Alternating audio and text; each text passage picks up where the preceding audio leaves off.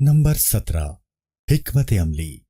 एक अजीम रहनुमा का सबसे बड़ा हथियार उसकी हिकमत अमली है। हिकमत अमली ही कामयाबी का जीना है। हिकमत अमली जिस कदर बेहतरीन होगी, कामयाबी के इम्कानात उतने ही रोशन होंगे। हिकमत अमली जिस कदर नाकिस और कमजोर होगी, कामयाबी उतनी ही मुश्किल होगी। इसलिए एक रहनुमा को अपने मिशन और कामयाबी के लिए बेहतरीन हिकमत अमली तश्कील देनी चाहिए। कामयाबी का दारोमदार बेहतरीन हिकमत अमली पर है। रसूल मोहब्बत सल्लल्लाहु अलैहि वसल्लम ने अपनी बेहतरीन हिकमत अमली के तहत कामयाबियां हासिल की। हमारे लिए असल मोटिवेशन रसूल मोहब्बत सल्लल्लाहु अलैहि वसल्लम की ज़ाते बाबरकत है।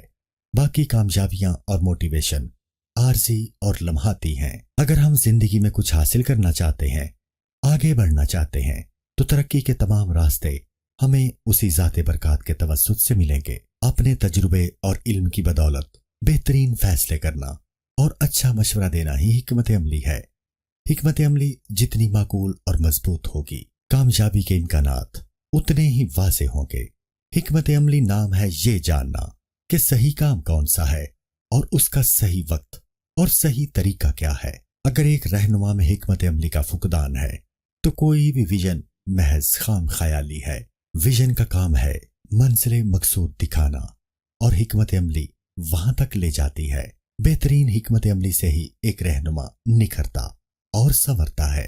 अल्लाह रब्बुल इज़्ज़त की अता करदा सलाहियतों में एक सलाहियत हिकमत व दानाई है। जिस शख्स में हिकमत व दानाई की जिस कदर फरावानी होती है, वो उतना ही बड़ा रहनुमा होता है।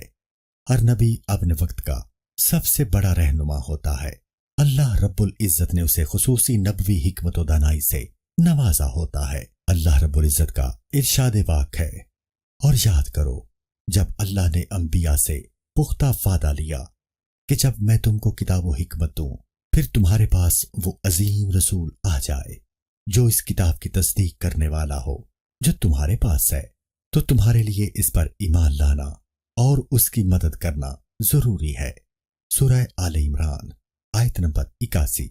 कुरान पाक में एक और सूरह मुबारका में इरशाद होता है, अल्लाह जिसे चाहे हिकमत अता करता है और जिसे हिकमत अता की गई तो बेशक उसे बहुत भलाई दे दी गई।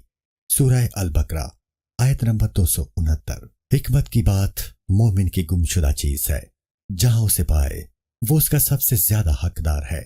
तिरमिज़ी 2687 अबवाबुल इल्म बाब नंबर 19। रसूल मोहब्बत सल्लल्लाहु अलैहि वसल्लम की ज़ात अक़दस ही हमारे लिए रहनुमाई का सबसे बड़ा जरिया है। हमें असल मोटिवेशन आप सल्लल्लाहु अलैहि वसल्लम की ज़ात मुबारका से मिलती है। बाकी सारी मोटिवेशंस आर्जी और फर्जी हैं, इनके असरात देर पा नहीं है। असल और दायम मोटिवेशन हमें रसूल मोहब्बत सल्लल्लाहु अलैहि वसल्लम की ज़ात अक़दस से मिल सकती है। यही हमारा सरमाया हयात है। अल्लाह जल्ला जलालहू ने रसूल मोहब्बत सल्लल्लाहु अलैहि वसल्लम पर पहले नबवी हिकमत का नुज़ूल फरमाया, मुअल्लम हिकमत बनाया, फिर आखिर में हिकमत के साथ तबलीग का हुक्म फरमाया।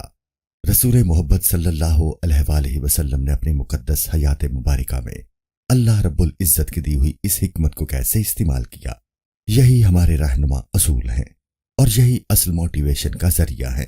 रसूल मोहब्बत सल्लल्लाहु अलैहि वसल्लम की ज़ात अक़दस में ही हिकमत पोशीदा थी और वही हिकमत व दानाई हमारे लिए मोटिवेशन का असल जरिया है।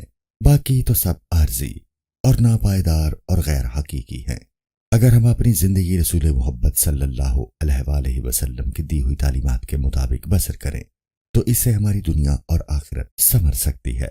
इन रहनुमा उसूलों पर चलकर ही हम असल मोटिवेशन हासिल कर सकते हैं।